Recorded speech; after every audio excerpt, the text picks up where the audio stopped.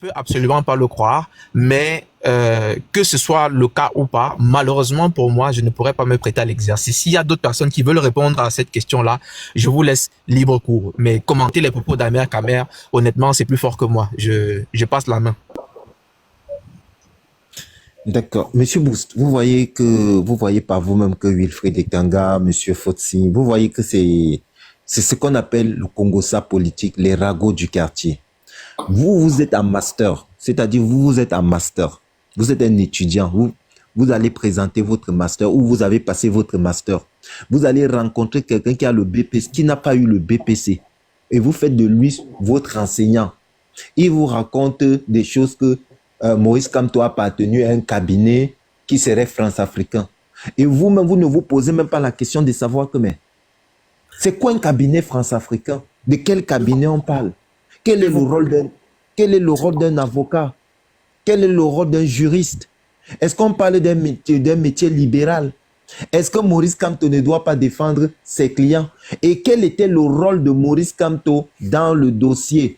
Alors, monsieur Boost, pour votre gouverne déjà, vu que les autres n'ont pas voulu répondre, je vais quand même vous donner quelques éléments. Je vous ai dit que la Cour pénale internationale de justice est compétente en matière de génocide, en matière de meurtre et autres, c'est-à-dire le droit privé. Maurice Kamto n'est pas un privatiste. Donc Maurice Kamto n'a pas déjà la compétence nécessaire pour aller défendre un violeur, pour aller défendre un meurtrier, pour aller défendre quelqu'un qui a commis un génocide. Mais celui qui avait la compétence s'appelait Pierre Mignard. C'est la formation qu'il a eue. Donc Maurice Kamto n'a pas d'abord qualité. C'est-à-dire vous n'allez pas aller chercher un mécanicien, vous n'allez pas chercher un mécanicien pour aller faire un dépannage en électricité. Donc d'entrée de jeu, Maurice Kamto est hors jeu dans ce dossier. Vous avez simplement besoin de votre cerveau pour réfléchir. Maintenant, quand vous allez à la Cour pénale internationale, la CPI, vous allez prendre le dossier de Laurent Gbagbo. C'est disponible sur Internet, c'est disponible sur le site de la CPI. Vous allez lire les noms des juges. On va vous donner le nom du président du tribunal. C'était le juge Chil Eboué Oshiga, le juge Howard Morrison, juge Delcantin, juge Salomé Belingui. Et puis, vous allez prendre le bureau du procureur et les avocats de la défense, Emmanuel Atilt.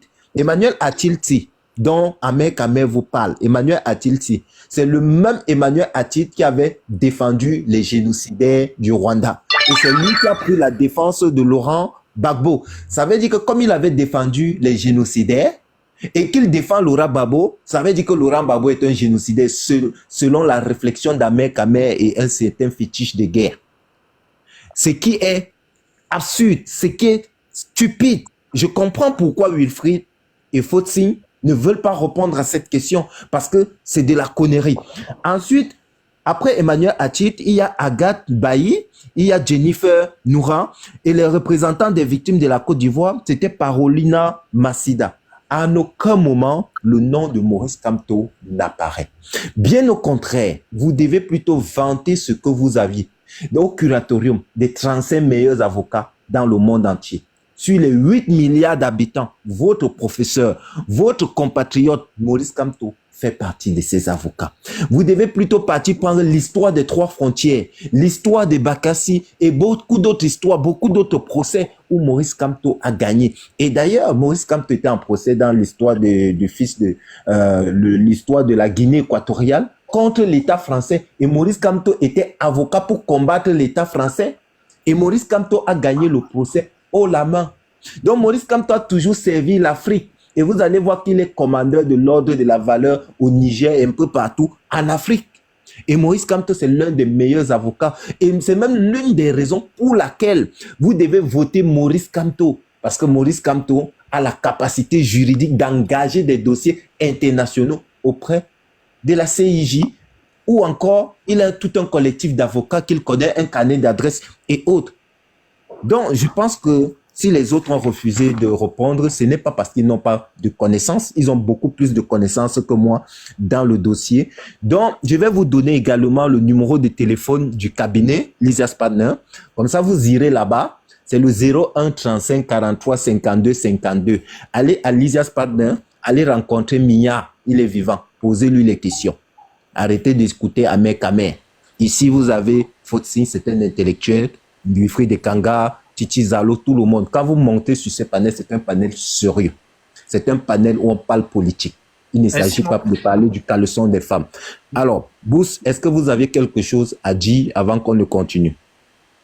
Bon, je vais juste dire merci, puisque vous m'avez édifié. Comme je vous l'ai dit, je ne prétends pas connaître grande chose. Je voulais juste être édifié. Et les éléments que vous m'apportez, je prends note. Et comme je vous ai dit, nous sommes sur TikTok, donc je parcours les panels et j'ajoute juste les éléments pour être de plus en plus édifié. Ça va m'aider aussi à pouvoir, dans les débats avec les miens aussi, à pouvoir leur parler aussi de ce que j'ai compris des différents arguments. Donc, je ne peux que dire merci et je suis à l'écoute. D'accord, merci Monsieur Bous. Donc vous alliez, vous prenez la fiche, tout. Et vous pouvez même prendre 50 €. Vous allez voir un avocat, il va vous parler du droit, il va vous expliquer. Comme ça, vous pouvez même organiser des panels pour parler que du droit. Moi qui parle de monnaie là, je n'ai pas fait la finance à la base. J'ai étudié la finance parce que par nécessité de combat. J'ai étudié beaucoup de dossiers. L'école, quand j'étais à l'école, le diplôme que j'ai eu, c'est dans les hydrocarbures, en géosciences des systèmes pétroliers. C'est ma formation de base. Les dossiers dont je parle aujourd'hui, c'est parce que j'ai pris la peine d'étudier par nécessité, par combat. Si maintenant le combat va sur la philosophie, je serai obligé d'étudier tous les noms des philosophes pour me défendre. Donc, prenez soin, alimentez votre cerveau des bonnes études. N'alimentez pas votre cerveau des Congossa, des trucs des Ahmed Kamer. Ahmed Kamer, il doit aller parler du caleçon de sa copine ou bien il parle des choses de l'élevage des poulets. On n'est pas dans l'élevage des poulets ici, on parle de la République. Bon, on va... Monsieur Fotsin, est-ce que vous voulez rajouter quelque chose avant qu'on ne passe la parole aux autres? J'ai ma question depuis avant de... Désolé. Oui, je peux rajouter quelque chose, Momo. Je vais simplement dire, il y a quelqu'un qui a commenté en bas en disant que c'est de l'arrogance que je fais de prétendre que je ne réponds pas à ce type de questions-là. Et j'ai dit, et j'ai encore le droit, on est dans un pays de liberté quand même, de choisir si je réponds à une question ou pas. Je m'arroge donc ce droit-là et ce n'est en aucun cas de l'arrogance, c'est simplement de dire, il faut à un moment donné qu'on commence à être sérieux. Si un jeune compatriote qui est en master veut se former dans la politique, il a effectivement les professeurs Maurice Kamto, il a tous les grands politiciens qui débattent sur les plateaux de télévision au quotidien, tous les jours, et il laisse toutes ces personnes-là pour aller écouter Ahmed Kamer et venir demander qu'on lui explique le professeur Maurice Kamto sur la base des affirmations d'Ahmed Kamer. Il y a un problème. C'est d'ailleurs le problème qui fait que on arrive à une situation où quelqu'un comme Kopo, qui est un artiste, se dit en mesure de s'arroger le droit de tutoyer le professeur Maurice Kamto. Moi, je vais vous dire, je suis militant du mouvement pour la renaissance du Cameroun. J'ai eu le privilège de rencontrer le professeur lui-même. Malgré le fait qu'il me tutoie dans une conversation, je n'arrive pas à le tutoyer parce que je respecte ce que le monsieur a pu accomplir dans sa propre vie personnelle et sur la scène politique camerounaise, sur la scène africaine également. Je respecte son combat et son engagement. Si un jeune est sérieux et il veut vraiment se demander quels sont les candidats qu'il y a sur la scène politique dans notre nation, il y a énormément de personnes qu'il peut écouter. L'une des dernières personnes qu'on devrait aller écouter pour analyser la politique et les questions de géopolitique, ce serait certainement Ahmed Kamer. Ce n'est pas une insulte de le dire, c'est une réalité. Parce que quand on écoute le Ahmed Kamer en question, on sait qu'il n'est pas préparé pour des questions pareilles. On sait qu'il n'a pas le degré de préparation qu'il faut. Quand on écoute quelqu'un qui a la préparation qu'il faut sur un sujet, si vous écoutez Momo sur la question du franc CFA, vous savez qu'il maîtrise le sujet. Pas parce qu'il est un spécialiste. Non, je ne suis spécialiste de rien. Je ne suis même pas un intellectuel comme Momo l'a dit. Je suis juste un citoyen camerounais, comme le frère, qui a voulu comprendre quels sont les acteurs politiques sur notre pays. Et quelle est la place de l'Afrique dans le monde aujourd'hui? Pourquoi le continent africain ressemble à un mendiant, comme le dit le professeur Emmanuel Pondi, ressemble à un mendiant assis sur une montagne d'or en train de demander l'aumône au monde entier, alors que lui-même, il a toutes les richesses en dessous de lui. C'est la situation en question qui m'a poussé, moi, à m'intéresser aux questions de l'Afrique et aux questions du Cameroun par la suite, par ricochet. Et donc, quand on arrive à un point où n'importe quel illuminer n'importe quel citoyen peut venir déverser n'importe quoi sur le professeur Maurice Kamto. Il faut expliquer, il faut justifier. À un moment donné, j'ai dit il faut que ça s'arrête parce que ça va beaucoup trop loin. Des gens viennent avec toute l'arrogance, toute l'outrecuidance. Je ne parle pas du frère ici, hein. Je parle des Kopo et ses compères. Je parle des Elim Bilobert. Je parle des Pascal Messanga Nyamding qui disent avoir vu une vidéo du professeur Maurice Kamto en train d'avoir des rapports totalement inadmissibles avec un garçon. Mais c'est ça qu'on nous sert régulièrement. Je voudrais simplement que le jeune plutôt se pose d'autres questions, qu'il écoute les bonnes personnes, que s'il est vraiment sincère dans sa démarche de vouloir savoir qui est le leader en question, qu'il aille lire sa proposition, son programme de gouvernance, son projet politique, et qu'il écoute les vidéos de leader en question lui-même.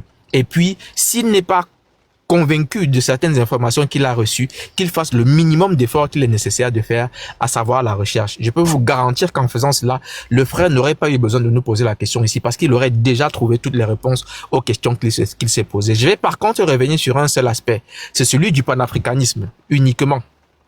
Parce qu'on dit que le professeur Maurice Kamto, il est avec la France et il est contre l'Afrique. C'est pour ça qu'il a travaillé dans des procès où il n'a ni de près ni de loin été associé. On va laisser cet aspect-là, Momo l'a déjà traité. Je vais simplement éclairer la partie du panafricanisme. Je vais vous dire, j'ai fait personnellement partie de ceux qui ont sacrifié, et je pèse mes mots quand je parle de sacrifier. J'ai sacrifié 13 années de ma vie pour étudier le panafricanisme. Je ne parle pas de choses que quelqu'un m'a racontées. J'ai étudié cette chose. Je parle d'un sujet que je maîtrise. Je parle d'une affaire que j'ai pris des nuits et des nuits, des mois et des mois, des années et des années à travailler, à étudier, à chercher, à me documenter, à me déplacer et à voyager. Je peux vous garantir que sur la scène politique africaine aujourd'hui, il y a peu de leaders panafricanistes au même rang que le professeur Maurice Kamto. J'ai dit peu. Ils sont très peu nombreux. Le fait de ne pas trop crier le panafricanisme tous les jours sur les réseaux ne veut pas dire qu'on n'est pas panafricaniste. On ne peut pas être une chose et son contraire en même temps. On ne peut pas être celui qui dit dans son programme de gouvernance que nous allons sortir du franc CFA, et il le précise en noir et blanc. On va donc rompre les accords de coopération qui sont inéquitables pour l'Afrique, notamment les APE et tous les autres accords. Et Momo l'a bien dit, s'il y a un juriste en Afrique qui est chevronné, suffisamment qualifié pour avoir, si besoin est, parce que d'ailleurs il n'a pas de besoin. La loi, le droit international prévoit simplement que pour rompre des accords de coopération, vous faites une lettre qu'on appelle une dénonciation et vous la publiez, c'est tout.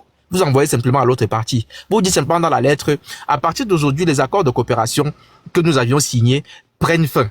Naturellement, il y a parfois un délai de carence qui est de quelques mois ou quelques années, mais c'est à vous de rompre les accords. Le Niger l'a fait en matière militaire, le Burkina Faso l'a fait, et tout récemment, même le Tchad, qui est toujours l'un des pays france-africains, a rompu les accords en matière militaire avec la France, ce qui a donné la possibilité de désormais évacuer les bases militaires qui se trouvent sur le sol, ceux qui se trouvaient sur le sol tchadien jusqu'ici. Et je répète donc simplement que la vision du professeur Maurice Kamto concernant le panafricanisme est bien claire. Non seulement on sort du franc CFA, mais on retourne à un certain nombre de valeurs africaines. Je l'explique régulièrement, que nous retournons aux valeurs où on enseigne nos langues à l'école, où nous créons une langue propre, où nous faisons une assemblée des autorités traditionnelles, mais surtout d'un point de vue pragmatique, et il le dit lui-même dans ses vidéos. Il est pour un panafricanisme pragmatique. Depuis 2012, dans l'offre politique qu'il porte, donc avec le MRC, il est bien mentionné qu'on créera les États-Unis d'Afrique centrale avec tout pays de l'Afrique centrale qui est prêt à travailler avec la même vision sur les questions de souveraineté, sur les questions de développement des populations et sur les questions justement de rupture des accords avec la dite France. On ne peut pas être en même temps celui qui veut rompre les accords avec la France, celui qui veut mettre fin au franc CFA, celui qui veut créer des États-Unis d'Afrique centrale pour avoir la possibilité à plusieurs de se défendre contre l'impérialisme et la France-Afrique, et être en même temps celui qui est un France-africain. Surtout que les mêmes gens, les fétiches de guerre et autres, vous disent, pour essayer de se moquer du même professeur Maurice Kamto, comme s'ils en ont la possibilité ou la capacité, que le professeur Maurice Kamto a essayé de rencontrer Macron, mais on lui a refusé l'audience. Et ils se moquent de lui. Mais dans le même temps, ils vous disent qu'il est France-africain. On ne peut pas être en même temps quelqu'un qui est un France-africain et être rejeté pour rencontrer le président de la France-Afrique lui-même. Je ne comprends vraiment pas. Vous devez choisir finalement un camp, un côté ou l'autre finalement. Ça devient la folie. Et à chaque fois, il faut justifier tout et n'importe quoi, y compris même des gens qui sont dans l'absurdité la plus totale. Je vais terminer mon propos par là. On a vu pour moi, c'est un plaisantin. C'est comme ça que je vais l'appeler. C'est vraiment un plaisantin. C'est un rigolo. Dire que, professeur Maurice Kamto, je me donne le droit de tutoyer qui je veux. Je vous tutoie. Je souhaite que vous soyez deuxième ex-aequo à la prochaine élection présidentielle. Vous étiez deuxième à l'élection précédente, bravo. Mais à l'élection prochaine, je souhaite que vous soyez deuxième ex-aequo. Deuxième ex-aequo parce que pour moi, vous le serez avec Cabral Libi, mais pour moi, le candidat idéal, c'est Joshua aussi. Je n'aime pas citer leur nom parce que c'est des leaders politiques. Mais honnêtement, les deux candidats et le frère qui est ici là, c'est pour ça que je lui demandais s'il est vraiment sérieux quand il nous dit ce qu'il est en train de dire. Les deux candidats en question dont il parle, c'est-à-dire le professeur Maurice Kamto et Joshua aussi, sont passés chez Valérie Ndongo. J'invite chacun qui veut se faire une idée donc sur les capacités d'un leader politique, si le frère est vraiment honnête, à aller regarder les interviews des deux en question chez Valérie Ndongo, vu qu'il dit qu'il veut savoir quelle est l'offre de chacun des leaders politiques, qu'il regarde simplement cela. Et ça lui permet de répondre à ses propres questions. Moi, je me suis demandé, honnêtement, si Joshua aussi a 90 ans, quand on lui posait des questions. C'est-à-dire que, à un moment, il parle, il s'arrête, et il y a un blanc peut-être pendant 30 secondes avant qu'il ne reprenne la parole. On a l'impression que même Paul Biya a une élocution beaucoup plus régulière que la sienne. Et c'est lui qui est le jeune qui veut gouverner notre pays. Il est totalement à l'ouest sur des questions aussi triviales et simples qu'on lui pose que les artistes machins et consorts. C'est d'un vide et d'une vacuité sans pareil. Et voilà celui que Kopo veut pour diriger notre pays.